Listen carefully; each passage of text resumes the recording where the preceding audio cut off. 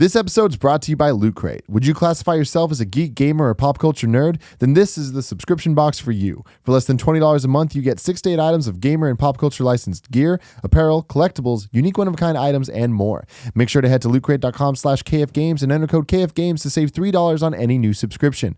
Not that long ago, and depending on where you live, not so far away, Loot Crate blasted off into a voyage across the galaxy, searching the far reaches of space to find universally awesome gear. Using December's Star Wars The Force Awakens loot as the launchpad, we landed on some equally cosmic items from Halo 5 and more. With an exclusive Funko Pop and exclusive shirt in this month's crate, this is the loot that you're looking for. Remember, you only have until the 19th at 9 p.m. Pacific to subscribe and receive that month's crate, and when that cutoff happens, that's it. It's over. So go to lootcrate.com/kfgames and enter code KFGames to save $3 on your new subscription today.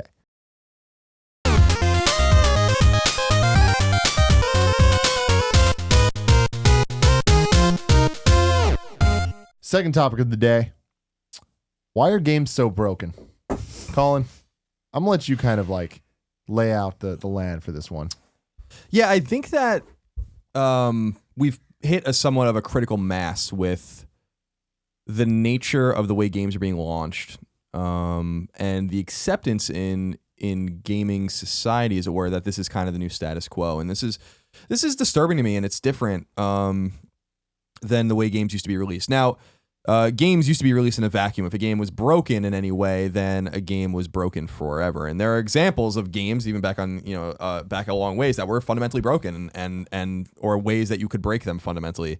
And there were clever workarounds to make sure that you were never stuck in a game or anything like that. Mega Man 1 always comes to mind. In Wily's Castle, there's a place where you could conceivably get stuck unless you realize you could go back down a ladder and get more energy that you can like then use to try again or whatever. So there's like these little workarounds that make a lot of sense. But now we have games that are just busted in fundamental ways when they're launched, and it's just becoming concerning to me, especially in conjunction with increasingly unreasonable season passes that are relaunched in conjunction with games, as well as the fact that I keep arguing that games are cheaper than ever, and they are. Even at $60, they're way cheaper than they used to be in real money. But are games also not more ambitious yet launched in a more unsavory state almost over and over again? And what reminded me of this was just reading about Just Cause 3 before I even put it in my own machine to play it, about how like fucked up it was for a lot of people. And Give me a recap. I've seen a lot of tweets about it, people complaining. For me, it was the initial load was really long. Yeah, the load times are absurd. People were just having a lot of technical, I don't know if it was Digital Foundry or something, just having like significant dips in frame rate, like really bad consistent frame rate, memory leaking, and like a lot of different kinds of things that I'm like, how can you possibly launch games in this state? It reminds me of Arkham Knight with on PC. I'm like, how can you possibly release this and not expect anyone to believe that there was no inclination anywhere in your QA team or at your studio that the game was fucking broken? And I think that, I don't know if it's the developers' faults as much as it's the publishers. It's unclear because we're not there. But for every game that's launched and it works fine and there are no patches or no necessary patches, I think of even a game like Until Dawn works, right? But for every game like that, there's a Just Cause or there's an Arkham Knight or there's and I'm like, why? Maybe we're becoming a little too lax as a community with accepting day one patches and accepting games going gold when they're not ready, and publishers being really beholden and their developers being really beholden to these release dates and launching games that are just not in a good state. And it's disturbing to me, and it turns me off a little bit now when combined with, again, the very greedy nature of season passes and the very kind of suspect nature of like why games aren't delayed more and why there's so much shame in taking a little bit more time, or why a company has to crunch to go gold and then crunch again to get a patch ready for day one. Like, why is that acceptable to us? Look at Tony Hawk's a great example of this. The rumor was that they were going to lose their license and they had to get the game out, but people paid for that. And they just launched a 7 GB or something patch for it again. So there was the day one 7 gig patch, and now there's another 7 gig patch that has a bunch of updates and shit. I mean, but that's like, at this point they're just like, what can we give you? So now you can be Ninja Turtles, which is cool. Okay. So to me, it's just I'm listening. It's a bit of a rambling kind of complaint, but I know a lot of people out there probably feel what I'm saying. Like everybody does. Yeah. We should expect more, and I don't think we're getting quality products anymore on a technical level without, bogging down our hard drives with 20 gigabytes worth of updates for games. And it's just insane to me. And it's not like it's becoming a bigger phenomenon, but it's not necessarily a recent phenomenon. I used to kid around about how you couldn't even fit Killzone on Vita on like an 8 gigabyte memory card or something like that. Yeah. Like there were so many patches. The patch I think was bigger than the game. That's true. And I'm like, what's going on? Why are we? This wasn't possible back in the day, so it didn't happen. Yeah. Now it's possible, and it happens all the time. And I would rather it be the exception to the rule than the rule. And that's what's happening is that, I go through my games sometimes, and I just click, the options button, and I look at the details. And I was going through my cross media bar or whatever on PS4, and I was like, the only game on here that doesn't have a patch is Mega Man Legacy Collection. A series of games released in the 80s and 90s that there's no reason to patch, because they work fine, with the exception of some slowdown and stuff. So, but then you go through like Witcher and you're like, Jesus Christ, how many updates are going to be on this game or Arkham Knight or anything like that? And I'm like, it's disappointing to me. I think those are different things though. Like updates to games aren't bad. It's I was going to say required updates and to make it work. Yeah, exactly. Yeah. Because Witcher stuff was, and I'm sure I'm wrong. I'm sure Witcher stuff since has been to add things. They've tweaked combat and stuff like that. But the early patches were not for that. Okay. And the early patches for any game are not for that. The early patches for the game are to be like, fuck, everything's fucked up. And, but how big were the Witcher patches? I mean, like they're big. I mean, they're Batman, big patches. of course, was like for sure, obviously. But size isn't really relevant either. It's the nature. Like, why can't we expect that a game is going to work when it launches? Unless there's always a problem. Yeah, Nintendo's the one. We brought up Other M before, and which was the only game that really bit them in the ass during the patchless period. But they can patch their games now, and there just seems to be not a lot of attention paid to. I don't want to say quality because I don't know if that's necessarily it. These games are fun. It's just that there's not a lot of attention paid to like finishing the game. Like it's like, what state can the game get in? Let's get it on a disc. And then you put it on your machine, and then PSN or Xbox Live will send essential updates to your machine that should have just been on the disc to begin with. And I used to kind of fight against this. I really come around on a lot of this stuff at watching the nature of the evolution of the industry, where back in the day, I'm like, day one DLCs, I still don't have a problem with DLC per se, but day one DLC, not a big deal. Season passes, don't buy them if you don't like them and stuff. But now you see things like with Arkham Knight's season pass, which I know Greg likes, but is completely ridiculous to me. And like the passes that are worth more than the game, and like a game like Battlefront getting all this content like that you have to pay extra for when the disc is kind of barren. And I'm like, I understand why people are upset, and it's starting to upset me, and I don't even fucking play half these games. So I just wanted to bring that up. Yeah. I mean, so like what are the big perpetrators of this? Obviously we have Assassin's Creed. What was it called? Syndicate? Unity. No, Unity. Oh, yeah. There was Unity. There was Master So you're talking Chief about Collection. what are broken games? Yeah, like what are the big ones? Because like we got Tony Hawk, we got PC Batman, and then now we're hearing about Just Cause. But like, is the Just Cause in the same realm as all those other ones? Because those sounded bad. This just sounds like there's technical problems here and there. Yeah, I don't know. I mean, I heard that the game was in pretty bad shape on consoles. It was fine. It was fine. Okay. Yeah, it was fine on PC, but I heard the game was in pretty bad shape on consoles. I think that, well, you're naming the perpetrators, and they're big perpetrators. Drive Club was fucking busted. Yeah. You know what I mean? Busted. Just totally busted. Master Chief Collection, busted. Did not work. And then people run to the stores and buy 343's next game, or we're going to buy Evolution's next game, and not remember that Evolution got another year to work on Drive Club. It was supposed to be a PS4 launch game. They released it a year later, and the game was fucking broken. And everyone's like, well, video games. And I'm like, no. Like, we should expect way more, because when Naughty Dog releases Uncharted 4, I bet you it's going to work. I mean, that's one of the studios that I think is going to like release a game, or Gears 4. I have confidence that maybe this game is going to be fine on its own. But for every one of these games, I understand the fatigue out there about this issue, because I think that it's a little bit distressing. We're not young, and we grew up in an era where games had to work, and they might not have been as ambitious. Some of them were. Like Grand Theft Auto 3 is an ambitious game on PS2. It came out in 2001, and it fucking worked. Yeah. I mean, that's the interesting thing, is it's like you're bringing up the ambition. Like a game like Just Cause 3, I'm willing to an extent, like be like, all right, there's going to be some technical problems and stuff, because that game's fucking crazy. It's like you can do whatever the fuck you want and attach this to this and tether things and blow shit up and whatever. It's like, all right, as long as it works and like, well, I'm into it. But it's like that only goes so far. Like for these games where it just straight up doesn't work, that's not good. No, I do think that we're just starting to find that we're starting to find ourselves in between a rock and a hard place, I think, with publishers where the expectation is that we're just going to deal with it. Mm-hmm.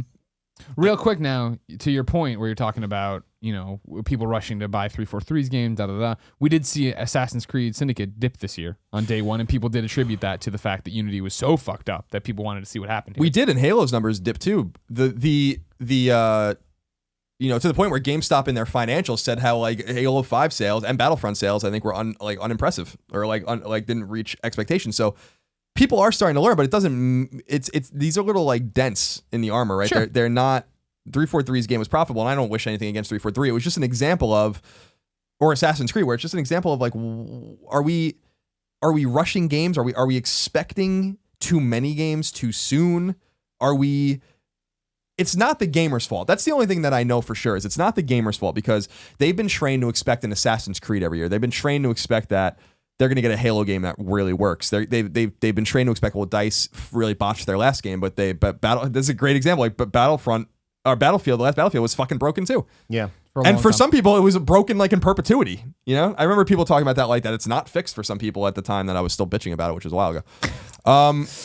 But there's a short memory in the industry that I think we have to buck. And I think that the gamer has to understand that they deserve and are worth more than continuing to give $60 to publishers that release these games in half-ass states and then just patch until the game works. And I start to understand the kind of the mentality on NeoGAF and in some places where it's like, I'll just wait till the game's $20 or $30. Like, fuck this shit. And like that's a mentality with a lot of people where they're like, they don't buy anything. Wait for the game. Yeah, like they literally don't buy shit when it comes out.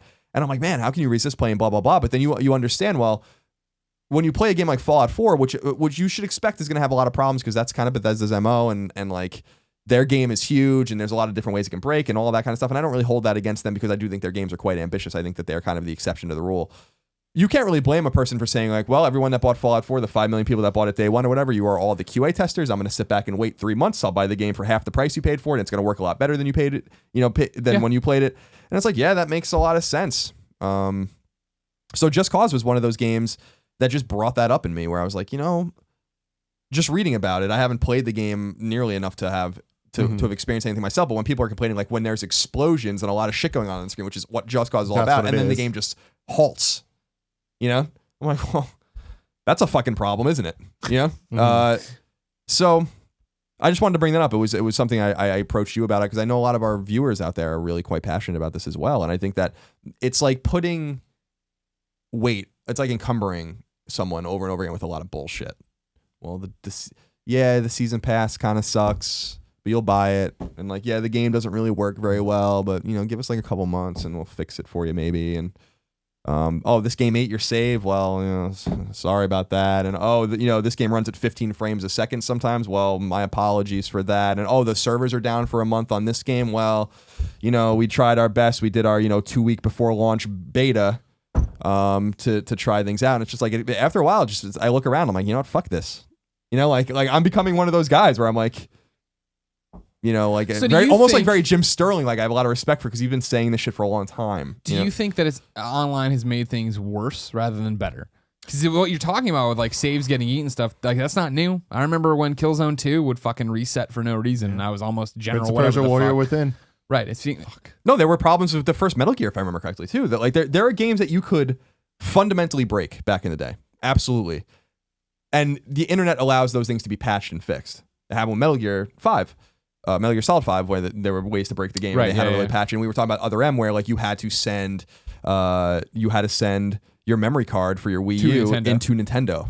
Like that, or for your Wii. In Nintendo, so they could fix it. I'm like, well, that's not the ideal solution either. Has it made it worse? No. Because the internet is a great thing. It's a great disseminator of information. It's a great fixer of problems. The question becomes like, when is a game really done? Is a game always released now in beta? Is a game always now just launched and we have expectations that it will be broken? Why can't we put a game in that's supposed to run at 60 frames a second and it just runs at 60 frames a second and the online just works? I refuse to believe that these problems are as complicated as they seem. Like we don't develop games, and we have a lot of game developers that are out there. And I've talked to people about like, well, let me talk to you about why we patch and blah blah blah. And I'm like, I fucking know why you patch. The question is, why is the first patch you release not a massive update to the game, but a patch that makes the game work? Yeah. Do you think? I mean, from an outsider's perspective, right? It's got to be from publishers. You have to got to be so. that there are millions of dollars invested in this PR and this date, and now you got to hit it. That's why you can't delay it, right? It was easier. I feel bad for them. I feel bad for devs. We know a lot of them, and they crunch and they work really hard, and they don't see their fucking families. We know people that have gotten divorced because of fucking their jobs. We know people that have had family problems because of their jobs, and all sorts of things. Like they put it all on the line. It's not their fault. I do think it is the publisher's fault, but there has to be an expectation that literally the only thing that these companies care about is money. That's it. I'm sorry, and that's fine, and that's capitalism, and that's the way the market works. No one's making a game for altruistic reasons. They don't care about hurt feelings if you're going to buy the next game. You know what I mean? And I think that this is what I said about Mass Effect 3 and why Andromeda is going to be this big hit, because everyone's going to forget. Everyone that was on their high horse about Mass Effect 3 and how bad it was will buy that next fucking Mass Effect game as sure as shit. And it's because we don't have the fortitude. I don't have it. You don't have it. You don't have it. A lot of people out there don't have it.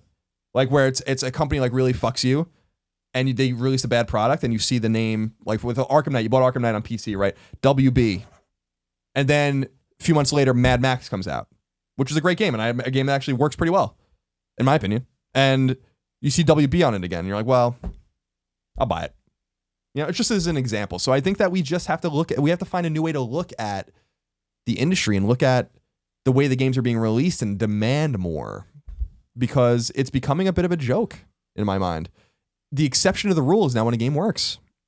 Yeah, and that's a bad place to be in. Part. That is the straw that broke the camel's back for me. When I look around and I'm like, okay, all these big releases launched and maybe half of them don't work right. And that's not good.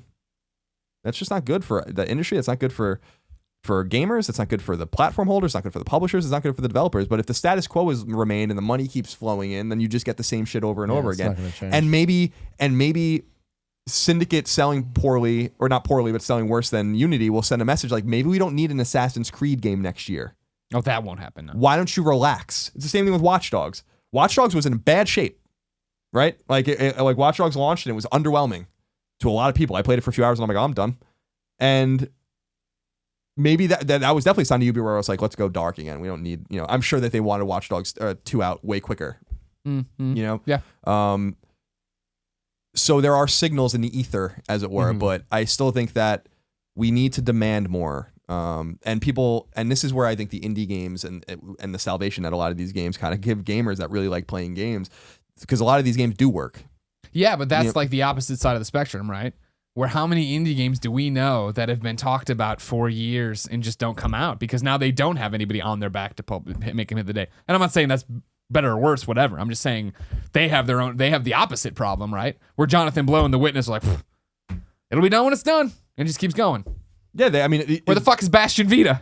God damn it. Yeah, I mean, there's a point to be made there, and I think you have a good point. But I also think that I don't have a concern that when Bastion comes to Vita that it's not going to work. Sure, when Axiom Verge comes to Vita or Volume comes to Vita that these games aren't going to work. And I think that and there are developers that launch games from big publishers, like Housemarque's games work. I'm not saying that these are as ambitious as a Naughty Dog game or a 343 game or an IDOS game. Be fair and set the record straight. Yeah, Dead Nation did not work either time when it came out. For us, that's true. I'm just, and I'm not. That's a great point. There was a game breaking bug in both of those games. If you had a maxed out friends list, much like Tetris Ultimate at the moment, which should be fundamental in the QA packages to these companies. I don't know why they don't test these things. Like just have a module on PS3 debugs or test units that friends list that full? Just occupies your friends list. Nonetheless, yeah, it's just a little bit of a rant. I wanted to have a little bit of a rant. I like it. You're allowed to do that. Big fan of that. Because I feel a fatigue amongst our people that's growing and growing and growing, and it's hitting critical mass, I think, with a lot of people. And I certainly have observed it, and I'm certainly feeling it myself as someone who just, it's like I feel like we talk about the Second Amendment sometimes, right? And they're like, why are you so passionate about the Second Amendment? And I'm like, I don't know. I don't even own a gun. I just feel like I can look at this from an outside perspective and give you some insight onto it. And it's the same thing with this. It's like, well, why do you care about Arkham Knight? Why do you care about the Arkham Knight season pass? You played the fucking game and you're going to play it again. I'm like, because I feel for you. You know, and so it's a similar thing where I'm just observing a lot of this stuff from the outside, and I'm like, well, this doesn't seem right to me. It doesn't seem like people are being taken care of anymore the way they used to be, and you can understand why a lot of people are just upset at publishers all the time, and why I kind of respect when a game like Deus Ex or Mirror's Edge, or I think it was Mirror's Edge, where these games are delayed, sometimes indefinitely. You know, but like Deus Ex getting a 6-month delay means that game might have been something wrong with it. You know, and they know that, and they can identify that a patch is not going to fix it. And I wish that if we came to Uncharted is going to come out apparently in March, I don't believe it. If they get to like mid-February and they're like, listen, like we really can't hit the date, like they can get away with it, I'm sure, but everyone needs to have the courage to say, like, the financial courage and the fortitude to say, like, it's not ready to go. And so I just wanted to talk about that real quick, but I don't know if it makes sense to anyone out there. Oh, it does. It makes a lot of sense. I feel for you guys, because I'm feeling it too. My only concern sometimes is that you amplify it. You know what I mean? You talk about people not having the fortitude to boycott Andromica. How you doing? Let's go to Andronicos. The next Mass Effect, right? Because they were so mad about 3. But then I think it could also sway the other way, that it's just like the outrage over 3 is really just internet hyperbole. You know what I mean? Like you talk about nobody having the fortitude, right? I didn't buy a Dreamcast. I was like, I'm finally done after the Saturn, right? Like those situations do happen. And granted, that was a different time, but there is so much. Well, that was me with the Wii U. Yeah, there is so much hyperbole on the internet. Sure. That I sometimes worry that when you're like, I feel you, I hear you, it is just the people who are saying it to say it. Because either everything is the best thing ever, or it's the worst thing ever, because that's the internet. Yeah, there's a little gray area, but that's a little different. That example, and I think you're right, that example, it's the same thing I did with Nintendo, you did with Dreamcast. I did buy a Dreamcast $99.99, but I don't regret a minute of it. But I didn't have the Saturn, which was abysmal. So yeah, you're right in that sense, but I admit fully that I don't have the fortitude either. So it's a problem that is endemic to all of us, I think, as consumers of video games. As video games isn't a passive thing. It's something that someone does with money. You buy, and you play, and you play, and you buy again, and that's the way it goes. That's the cycle of any market like this, any entertainment market. And so when I was really mad at Capcom for canceling Legends 3, or really more Mega Man Universe and other these games, well, I bought Mega Man Legacy Collection. You know, I was all over that fucking game because I was excited about it. So I get it. But does so that I totally show, get it. Yeah, but does that show then like what your anger or outrage was, right? There's checks and balances. I think of like the scales. And so you're mad at Capcom. How do you express that? You know what I mean? Is it a letter to them? Is it boycotting the game? And then it really comes down to how angry you are. It reminds me of what's necessary for big political lifts, right? You need to hold hands at some point and sacrifice something you love or something that you care about in order to affect change. And it's hard to do that. It's really hard to do that. I'm not saying what I'm talking about is a heavy political lift. We don't see many of those anymore because, we don't have politicians with any balls. But what I am saying is that for us to make change, we have to look in ourselves and be like, well, maybe we are the part of the problem too. And that to affect change requires broad consensus about how to move forward in terms of dealing with games that are broken and dealing with publishers that you can't trust or dealing with developers that just don't release good games. But we are inherently selfish with our own desires to play. And so it conflicts with the political will, as it were, to make those changes. And I'm as guilty as anyone, but I'm making an observation that I think is quite prescient about where we are right now. And I hope people out there, it resonates with some people out there. Because I agree with you, the Mass Effect example might be a small minority, but it's not a small minority of people that are going to put Just Cause in, according to the, whatever videos I saw and whatever chatter's going on, and are not going to have problems. But will they remember that? Yeah. That's the question. Ladies and gentlemen, that topic brought to you by Tipsy Elves. Kevin, I need some props. Can you get me the props? Kevin was super prepared for this. So Tipsy Elves is... What? I'm not allowed to insult you? Get out of here, you sticky bandit. I asked him about it. Yeah, and he said, yes, I do. No, he didn't. I He did. said, I have no clue. No, I said I need them to show, not to wear. Anyways, so this right here, Christmas holiday sweaters. They're awesome. There's one Greg Miller's. That's mine. Yes. We got the baller Santa / what is it? What's going on down there, Greg? What? Centaur. We got okay. mine. The beautiful deers making that sweet, sweet sex. Making that sweet, sweet sex. We got Colin Moriarty's Gingerbread Man Ninja Turtles. Big fan. Big fan. Then, of course, we got my personal favorite, Nick Scarpino's Felice Navi Dog. It's a dog. Now, And I like Colin, it a lot. can you tell me what this is? Shark Tank. And who is on Shark Tank? The people that made these sweaters? Yeah. Yeah. I Tipsy couldn't Elves. believe it. I was Yeah. back in Chicago That's- watching Shark Tank and Tipsy Elves came out. Yeah. I was like, what the hell? That's what's really cool. So they were on Shark Tank and it was successful and all that. So here they are now sending us sweaters and stuff. Yeah. If you guys are looking for Christmas and holiday sweaters, not even just Christmas, holiday sweaters, they also have like college apparel and all that stuff. And they have just like they have a bunch of official merchandise from that new movie with Seth Rogen that's coming out the night before. I Yeah. think it's called. Night before, I think. Yeah. Pretty funny sweaters and all that stuff. You should definitely check it out. Go to tipsyelves.com and enter code KindofFunnyGames to get 20% off site-wide. It's pretty cool. They also have college things. Yeah, college. A lot of college kids have been attire. sending me Mizzou. They have a Mizzou sweater. I was like, damn. Yeah, they have a bunch of weird stuff. What are you going to say? Tim just said that. But he didn't say the Mizzou sweatshirt. That's what I want to point out. that They do have Mizzou sweater. sweatshirts. They also have onesies. They have really cool onesies. Are you going to get a onesie? I was talking to them about onesies. So you said holiday. Do they have anything for my Jewish friends out there? They do. They actually. I mean, I would love like a Star David or a They menorah had those on sweater. Shark Tank. Yeah. Yeah. Yeah. I would love to get it. It's like it's a badass. It's a big ass star on it. I It's like cool. I like to rep Israel. Cool. Again, guys, That's my tipsyelves.com. thing. tipsyelves.com and use the code KindofFunnyGames to get 20% off site wide. Yeah. All right.